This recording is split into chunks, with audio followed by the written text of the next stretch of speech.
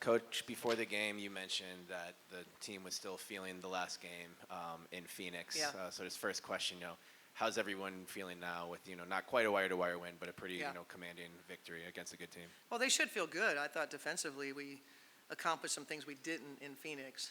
We talked about that road trip. It was Phoenix, LA, that we didn't think our defense was up to the standard that we had set. So we returned to that. That coupled with our focus on rebounding, that was the narrative. So I thought we did a great job in those areas today. Fee mentioned doing I asked about rebounding, and she mentioned doing a rebounding drill yesterday. Was that a kind of was it a new drill that they haven't done before? We hadn't done it all season. Okay. Typically, coaches do rebounding drills when you don't rebound. You hope that you don't have to do them. It's like the worst thing because the coaches can't execute it because they can't shoot and miss, right? All of a sudden, they become great shooters. And every time they shoot, it goes through the net, so you're rebounding out of the net. So it's a colossal waste of time, generally speaking. But we wanted to message muscle memory. The biggest thing was, just move it up your list of priorities. You play your butts off on defense, do so many great things. Finish the play. And so they wanted it themselves. We didn't need to do that drill for them to, we put Fee in charge of that. And Fee was, she was disappointed in terms of what we were looking like and where the trend went. Last 5 games being number 12 in defensive rebound percentage. And Fee's been around long enough to know that you don't want to waste a chance to have a highly successful season because you didn't get a rebound. Like, that hurts. And so Fee's smart enough to know that, and she imparted those words, about, just all of us taking a little more responsibility in that area. And then just to hold a player like Griner to 4 of 14 from the field. I know their whole team had a tough time making shots, but just, how did you assess, Lan, Dorka, whoever was on her, and just the job that they did? That's a pretty monumental task to try and... It is, and we take a team mindset, and so much like them, where we were really trying to collapse their defense, via our post-ups, it was a team effort on their part to get the ball pressure, to get the help. And so same thing for us when we're guarding a great player like BG. I thought we mostly, made it more difficult. We wanted to make the game hard. Hard for the perimeter players, hard to, get what they're trying to get to with any kind of rhythm. And I'd say we largely were able to accomplish that. Congrats, Coach. Thank you. Thank you. Alana Smith, held Brittany Griner in check, also was hitting shots. She's had kind of a pretty difficult matchup the last 3 or 4 games. I wonder if you could just speak on her determination, grit, willingness to keep getting up after she gets knocked down. I mean, everything you just said is exactly who Lan is. It's a player who, you kind of look at and you watch her, you just, if you're not a fan of the team and you see her all the time, those gritty characteristics that's what makes her so valuable to our team. Doesn't get calls,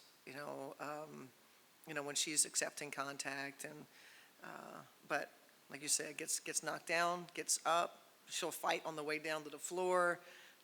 She's just not going to give up. I thought her understanding of what we were trying to get done offensively put her in some good spots where she could be in position to have those threes. And, their execution of that I thought was pretty good.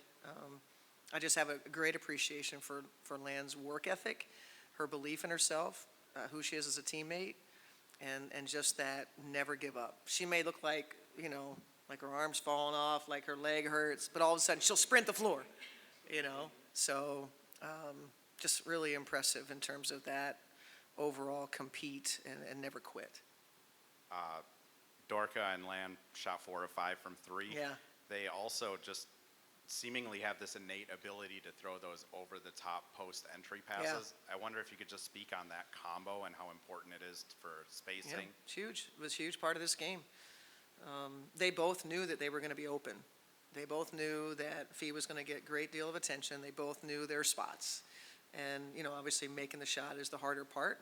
And then also the recognition of, we didn't need any heat checks or things like that. We just needed to be solid if you were open and recognize that, the higher percentage shot would be to go inside. And, they'd made some nice passes to Fee. We had worked pretty hard for Fee to, get the chances she got in the paint. And she really played great, got us off to a great start. And then she got the attention of everyone, and there was 5 people in there, and we kept still trying to throw it. But, playing behind, Fee in those cases would be better. But Dorka and Lan, they executed their spots today very well. Coach, 6 in a row. Now you're going into the Commissioner's Cup. You got a big game ahead of you. How do you kind of game plan and kind of shift over the gears to get ready for Breonna Stewart and everybody over there on the Liberty team now? Yeah, I mean, it's a great offensive team. They've got firepower everywhere. I know they were without a couple players recently, but we expect a full roster when we play on Tuesday. Great team. They're playing great. We're playing well, and they're playing for money. So should be exciting for those of us that are sitting courtside watching. I know defensively, we talked a little bit about the big matchup, but then also like 3-point defense and their shooting being below their average of the season, and a player like Copper being held to like 9 points, I think it is. I guess if you could just touch a little bit about that, and like before the game, you said there's going to be a lot of threes, like the success that you guys had. Yeah, I thought our overall perimeter defense considerably better than what we did in Phoenix. Considerably better. Kyle sort of had her way. Copper still had her way on us. I thought we were better at kind of giving her our chest more often rather than being on her side. I thought our low defender help was there if we were on her side. And so, shots weren't as easy. Obviously the perimeter shots, for both teams, sometimes they fall, sometimes they don't. Ask K-Mac. So K-Mac would have liked to have some of hers back. I'm sure Kyle would like to have some of hers back. But overall, I thought we were getting to shooters quickly in our rotation. They still made some. Obviously, Beck Allen had a couple tough ones where we were flying at her. But overall, I thought our defense was better and just a little more disruptive than what we had a chance to do in Phoenix and slowed their rhythm a little bit more. Coach, when you do make the Commissioner's Cup final, a game that's not originally in the schedule, I feel like I ask the weird logistical scheduling questions too often, but logistics give me anxiety, so sorry about that. But just when it's a game that, you could have maybe been expecting to play, but is inserted to the schedule once you qualify for it. So does that add, adjustments, when you have like this sort of like a weekly or monthly outlook of what days you might be able to like hold practices and, film sessions and things like that? Does that, not to call it, disruptive or anything, but at what point do you kind of have to like make that adjustment, or does it function as just another week, just another game for you? That's how ultimately we see it. The players, to be honest with you, don't want to be off. So those that are not competing in Commissioner's Cup, they don't want the 3 days and practice time and film sessions and things like that. They want get a little work in, move on to a game. And so that's the scenario we have. We'll get some work. We have a day off, get some work in. They'll do some recovery, treatment kind of stuff tomorrow, get some shots up. Monday we'll get, team together. Then we fly out, and then we go play, and then we go play, we go to Dallas, and same thing, recovery, treatment, get some shots up. We play a noon game. We'll get on the court on Wednesday just to go through some of Dallas stuff and watch some film, as you're saying. That's the cadence they prefer. They don't like, they don't, they get to the point where they just want to play. Yeah. Thanks, everybody. One question from the Zoom. Wondering what your thoughts are about both Lynx and Liberty being top three-point shooting teams. Michael Vopel. Where is Michael Vopel? He wasn't able to get on fully, so I'm asking the question for him. Gotcha. Being top three-point shooting teams in league, but Lynx also being the top defensively overall and against three-point shooting. Just wondering the interesting matchup.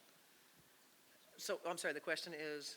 Just like how interesting the matchup's going to be with both teams being strong. Oh, with New York? Yeah. New York. They shoot more threes than we do. Both teams, value that. That's how the teams are built. Our three-point field goal percentage against is the best it's been in years.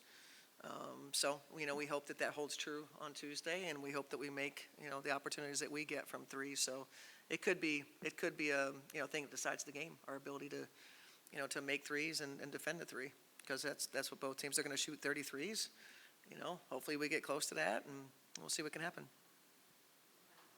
I did have just one more. Okay. I saw you tweeting out some reposts of the double fan vote days for Yeah, All-Star. double vote day. Did you guys Just vote? wondering what your thoughts were on the first ballot collection, and if you had to make a pitch for Lynx All-Stars. Yeah, well, I just think it's so obvious that Kayla McBride has been, obviously Nafisa Collier's our MVP, but I think, really, K-Mac's season has, I think, it's probably, I didn't watch her entire career. I mean, I think she's probably had some other, really good seasons, but I just think how she's playing and how valuable she's been to us, that she deserves an all-star nod. And I only saw, I'm feel bad to say this, but I only skimmed the returns and just sort of, saw where one of our players was, and McBride, and just thought we needed to make sure as a fan base, we have a terrific fan base.